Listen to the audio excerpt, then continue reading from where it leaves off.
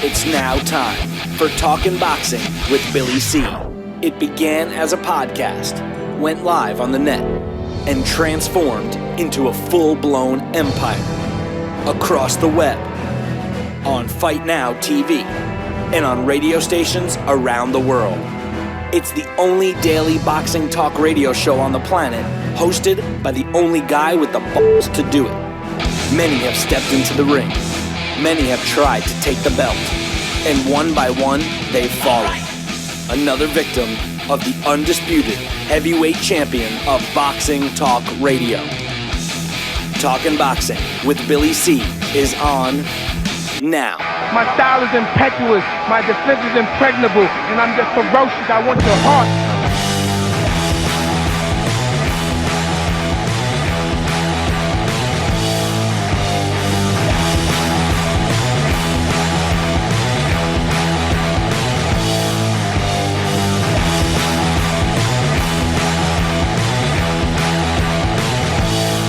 And we're coming to you live from the Billy C Studios in Lake George, New York.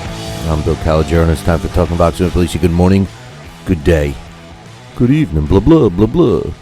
Whenever you listen, hope you're doing all right. We got a busy show scheduled for you today. But first, today's show is being brought to you in part by China Smith Boxing and their next boxing event, which is taking place April 3rd. In beautiful Sarasota, Florida. Get yourself some tickets right now by visiting our website, www.billycboxing.com, and clicking on the fight poster, which you'll see right on the right-hand side. Not one, but two World Boxing Federation titles on the line. In a rematch that was the fight of the year for the state of Florida, should have been. China Smith will be battling Mike Shepard as the main event. China Smith puts his WBF North American heavyweight title on the line. The co-main event is for the vacant World Boxing Federation super middleweight title between Aaron Jacko and Frankie Filippone. That's going to be a really good one. And we got Daniel the Mountain Martz in a special heavyweight feature attraction, along with some other great fights. There's going to be 8 fights on the card. Get yourself some tickets. Make sure you demand the Billy C discount when you buy tickets, and tell them Billy C sent you. Now, if you can't make it to Sarasota on April 3rd, fear not. We're going to be broadcasting the entire event for free right here on BillyCBoxing.com and on YouTube and on LDL TV. Now, yours truly, that's me, will be calling the action ringside, so check it out. Today's show is also being brought to us in part by Billy C's Kovalev-Pacquiao post-fight show. Thanks to Alex Papali, we will be doing a Kovalev-Pacquiao post-fight show approximately 6 minutes at the conclusion of the fight on Saturday. So make sure you tune it in right here to give us your thoughts in case you've never been part of a post-fight show. Basically, you be driving the bus, man. That's right. You'll be driving the bus because you guys call in with your thoughts and opinions, and we go as long as you want to go. So tune it in right here, right after Kovalev-Pacquiao. The conclusion, the official announcement is made, and we'll chat about that live right here on BillyCBoxing.com. Now, normally I get right into the emails, which we have plenty of, but first I want to get into some other stuff. Now, first and foremost, don't forget, Larry Hazard will be joining us in about 25 minutes, getting his thoughts on Al Heyman's debut of the Premier Boxing Champions. We'll get his thoughts on some other things. And then Dax Khan will stop by and give us his weekend boxing schedule roundup, along with his 3 favorite fights that he's going to break down. But I want to get into, right now, I want to get into the some updates on the Floyd Mayweather Manny Pacquiao fight. The press conference took place yesterday during our show while we were live and stuff. And I just wanted to give you some quotes and my thoughts. Floyd Mayweather said, "We tried to make this fight happen in the past. We kept bumping heads. We finally resolved everything. This fight happened because of me. May 2nd is when the world stops to tune into Mayweather Pacquiao, the biggest fight in boxing history." You know, before I go on with the rest of his quotes and some quotes from Manny Pacquiao, I just want to say this.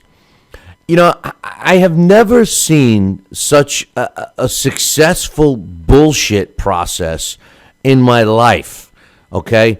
And this is why I say this, all right? Back in the day, up until Floyd Mayweather and Manny Pacquiao were being regarded as, the best fighters of this era, this was the norm, not the effing exception. This was the norm. It was normal for two of the division's best fighters, any division, to fight each other. It's not the norm to duck them. Floyd Mayweather has turned this around and makes it seem like he's doing all of us a favor by fighting Manny Pacquiao. I mean, can you be any dumber if you buy into that? The truth of the matter is he had to fight him. He had to fight him. That's what fighters do. That's what great fighters do. Floyd, it goes beyond that. He claims he's the best ever.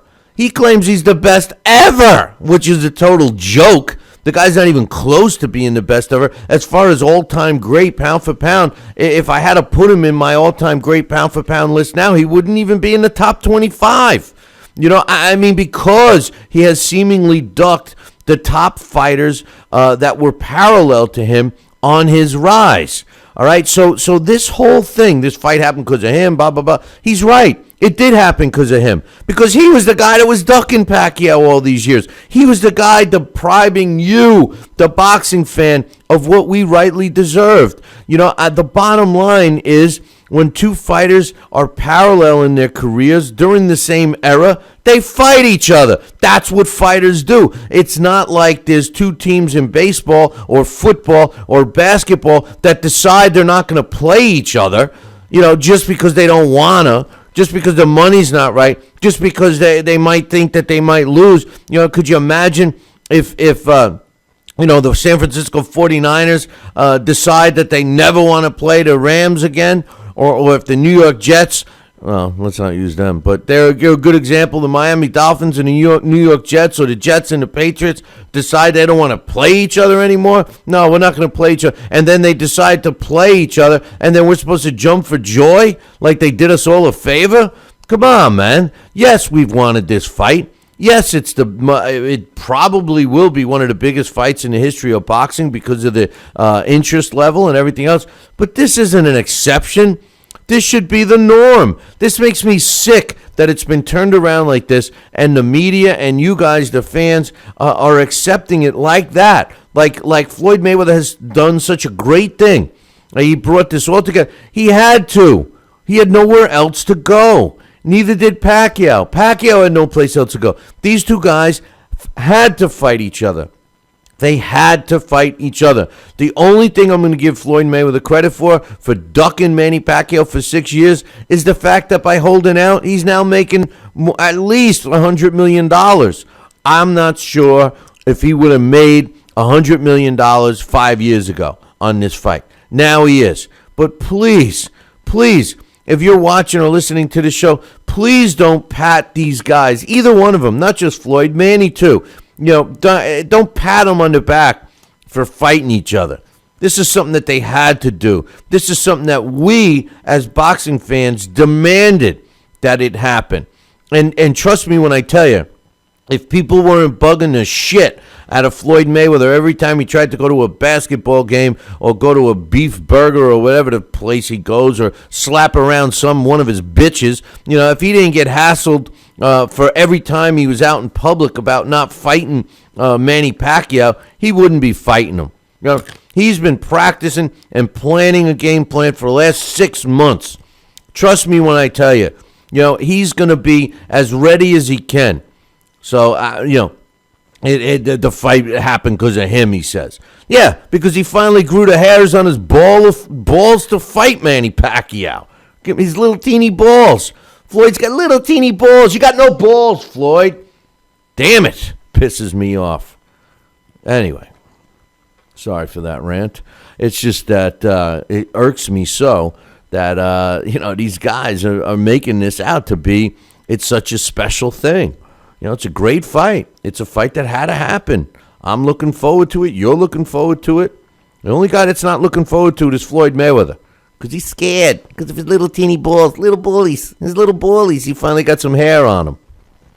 Anyway, the little bald man, in more than one way, says, I believe in my skills, I believe in myself, and I believe I'm going to be victorious. And by the way, I got to give Floyd some credit. He acted very professionally in that press conference yesterday. He says, it's always good watching the best versus the best. Yeah, and that's what happens, Floyd. The best versus the best, they're supposed to fight each other. You know, he says, that's what's intriguing about this matchup. Everything is about timing. It took a while to happen. That I'm going to give him a pat on the back for, because I believe that, by him waiting all this time, he's made the maximum amount of money. So in that respect, he's right. Manny Pacquiao said, we will do our best on. Oh no, he says we'll do our best on May 2nd to make you happy. He says I knew this fight would happen in 2015. Floyd's got a good defense, but I'm not worried about that. I can easily break that defense. I'm so happy. I'm so happy. And I'm sure boxing fans are so happy too that this fight's happening. He says this fight is very important for boxing history, and I don't want to leave a question mark on my legacy. He says, finally it's happening. I'm very happy. And that's what Pacquiao has said. Bob Arum, of course, had to make a fool of himself. And he says, you missed me, right, Floyd? Floyd's ready to throw a knife into his chest, but do us all a favor and get rid of Bob, right? But and then I tell you, as much as of an idiot Bob is, Freddie Roach gets the asshole of the conference award when he says, here's Floyd, and everybody knows I'm not a big fan of Floyd, but I thought he acted professionally. And what does Freddie Roach say? We're going to kick his ass. I'm sorry, but good luck, Floyd. Come on, Freddie. Freddie has turned into a guy that just, loves the limelight, It was also announced, check this out, $1,500 for a nosebleed seat. $1,500, $7,500 for the best seats in the house. They're going to be going on sale soon. We all knew that the pay-per-view cost is going to be $100 for the high definition, $99.95, $89.95 for the regular sluggo TV. We knew it was going to happen, man. We knew it was going to happen. We knew we were going to get fleeced again. Which sports fan gets fleeced more than boxing fans? Huh? I ask you, which? Come on, I asked you. Oh, that's right. Nobody does. Nobody gets fleeced more than boxing fans. So anyway, that's my. I just had to get that going before we got into the emails. It just irks me that Floyd and Manny and both teams are really patting themselves on the back for finally making this fight happen. At our expense all around. Not only did we all have to wait, not only did both of them just, go through and cherry pick their way for 5-6 years, avoiding each other. Now we're supposed to do backflips and jump for joy that they're finally fighting each other. Guys that have been going back and forth as number one pound for pound during this era, during the last decade, and they're finally fighting each other, and we're supposed to jump for joy. I just don't get it. Hey, listen, I'm going to take a short break. When I come back, start with the emails. We got Larry Hazard coming up in about 20 minutes. Dax Khan, we're going to open up the phone lines. All of that happy stuff in about 2.